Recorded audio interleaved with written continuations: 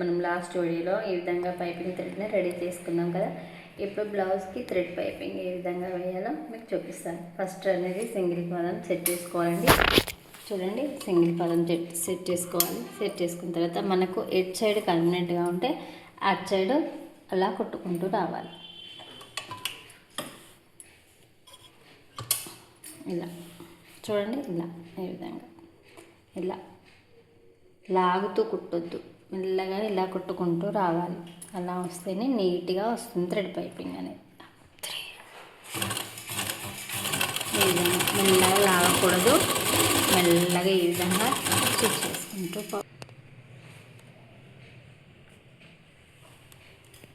ఈ విధంగా స్లోగా మెల్లగా కుట్టుకుంటూ పోవాలి.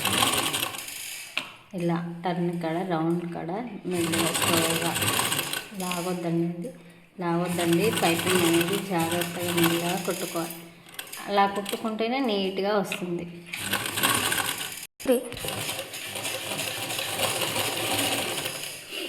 ఇలా ఈ విధంగా కుట్టు మీదనే ఇలా కుట్టు చేస్తూ పోవాలి. ఈ విధంగా ఫస్ట్ చూడండి, లైనింగ్కి ఈ విధంగా మనం పైపింగ్ థ్రెడ్ అనేది జాయింట్ చేసినాం. ఇప్పుడు మెయిన్ క్లాత్ అనేది జాయింట్ చేద్దాం. జాయింట్ చేసి దాన్ని ఉల్టాయిన్ చేసుకున్నాం. ఓకేనా? ఈ విధంగా లైనింగ్ క్లాత్ అనేది పైన పెట్టుకోవాలండి. ఇప్పుడు మెయిన్ క్లాత్కి అటాచ్ చేసుకుందాం. ఇంతమంది చూపించాను కదా నేను, ఈ విధంగా కాదండి, ఈ విధంగా ఇలా లైనింగ్ అనేది బయట పైనుంచి చేసుకోవాలి. పై క్లాత్లో కింద అనేది మెయిన్ క్లాత్ చేసుకోవాలి. ఈ క్లాత్లో ఇలా పెట్టేసుకొని స్టిచ్ చేసుకొని నేను ఉల్టాయిన్ చేసుకున్నాను.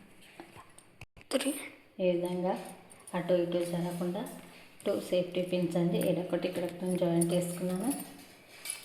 ఇలా ఈ విధంగా స్టిచ్ చేసుకున్నాను. ఇలా కుట్టు మీదనే కుట్టు పడేలా చూసుకోవాలి. కొంచెం దూరం అటు ఇటు అస్సలు పడకూడదు, నీట్గా రాదు పైపింగ్ అనేది. ఇలా కుట్టు మీదనే కుట్టు వచ్చేలా మెల్లిగా కుట్టుకోవాలి.